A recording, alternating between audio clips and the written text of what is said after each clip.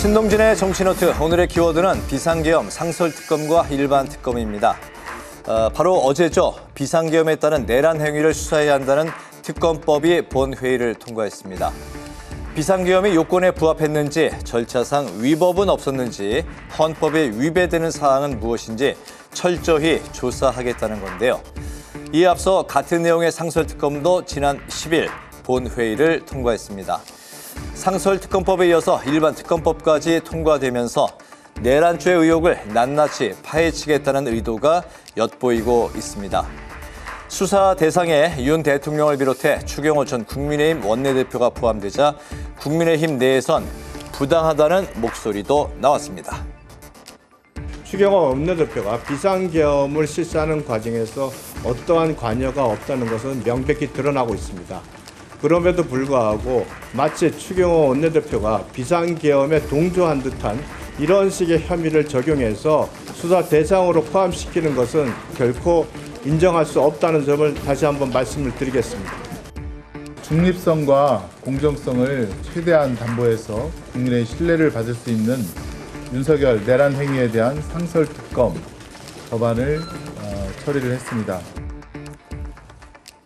비상계엄 선포의 위법성을 조사하기 위해서 동시에 추진되는 일반특검과 상설특검, 어떤 차이가 있는 걸까요?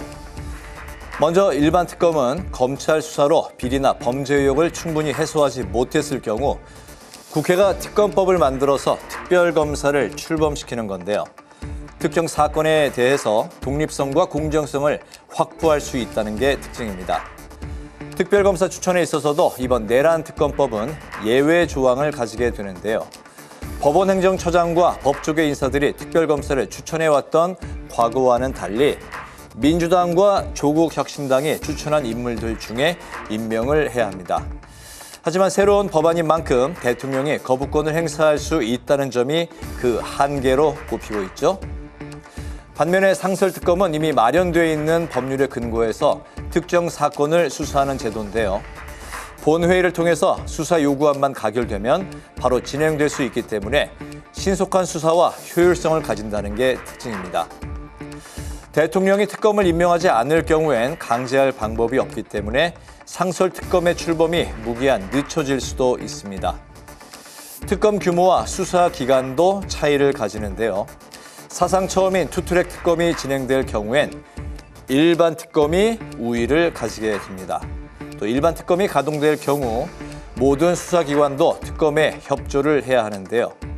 특검법은 발의될 때마다 특검 후보 추천 방식을 놓고 여야가 충돌해 왔습니다. 이번 내란 일반 특검법도 마찬가지인데요.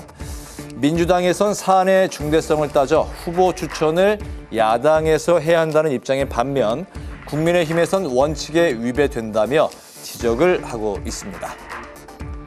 사안의 중대성을 감안하여 특별검사 후보자 추천의 주체를 법원행정처장, 대한변호사협회장, 사단법인 한국법학교수회 회장에서 더불어민주당과 비교섭 단체로 수정하였고, 사실상 고발을 하고 수사를 요구하는 고발한 주체에게 수사를 할 당사자까지 선정하도록 이렇게 규정이 돼 있습니다. 이런 위헌성 문제는 이건 원칙의 문제이기 때문에 지적 안 할 수 없고요. 하지만 내일 예정돼 있는 윤 대통령에 대한 2차 탄핵 표결이 최대의 변수죠. 윤 대통령의 탄핵소추안이 가결될 경우 한덕수 국무총리가 권한 대행을 맡으면서 새로운 국면을 맞게 됩니다. 45년 만에 선포된 비상계엄으로 국민들을 혼란에 빠지게 만든 대통령의 운명이 내일 본회의에 달려 있습니다.